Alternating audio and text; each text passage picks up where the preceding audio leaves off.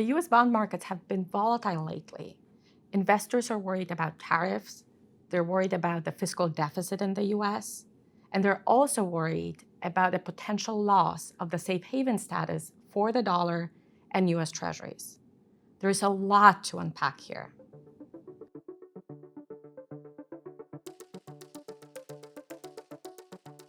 First, tariffs are inflationary in nature, especially in the near term.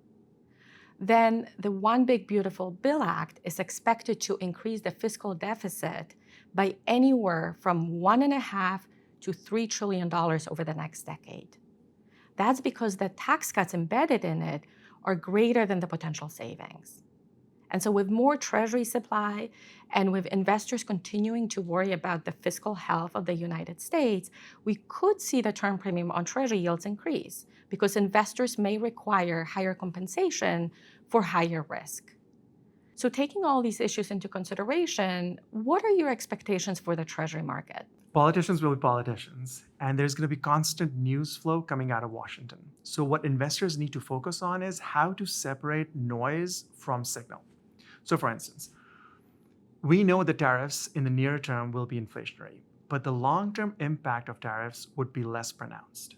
So, if you're an investor looking at 1 to 3 year kind of investment horizon, then you should look through the volatility that's being induced on the back of tariffs. Similarly, on fiscal, while debt matters, the level at which it becomes problematic for the treasury market is not clear, especially if US dollar is the reserve currency of the world.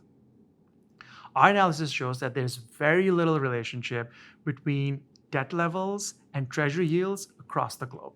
Also, US Treasuries remain one of the most liquid and credit-worthy instruments globally. Other markets simply aren't big enough or liquid enough to replace them as the first choice for safe haven assets. And so, even if foreign investors pull back somewhat, Treasuries are still going to have a place in the global asset allocation. We've seen that recently. The auctions have been well subscribed, which speaks to continued demand for the sector.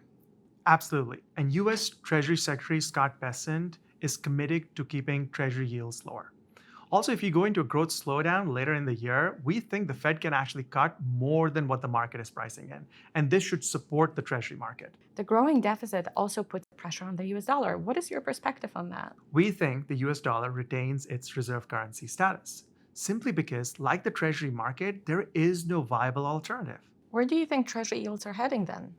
We think there's going to be near-term volatility, but eventually treasury yields should trade in line with their fundamentals, which is where do we think inflation is going to be and where do you think real rates are going to end up? Currently, these two factors point to 10-year treasury yields trading close to 4%, which is lower than where they are right now. What words of wisdom do you have for investors looking to manage their Treasury allocation? Investors need to look through the volatility that we are seeing in treasury market. Use volatility to generate returns. So for instance, if you bought treasuries when yields went up and you sold treasuries when yields went down in the last 3 years, you did okay.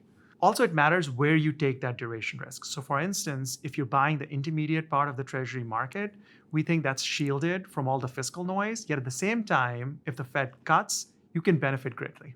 All of this underscores that treasuries are a critical anchor in asset allocation and can provide a really important offset in times of market stress.